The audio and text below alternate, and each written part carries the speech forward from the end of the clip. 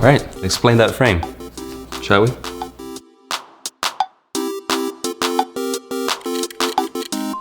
Yeah, so for this specific frame was for a project we did for Bitdefender, and we ended up pitching this really cool concept of doing a action movie trailer, specifically from kind of like the 80s. We wanted to go for like that cyberpunk, sci-fi vibe. We wanted to mix that with some like anime and like old school cartoons.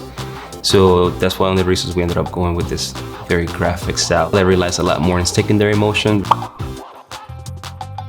Keeping secondary motion in mind, for the specific scene, we wanted to drive the viewer's eyes towards the character in the center of the screen.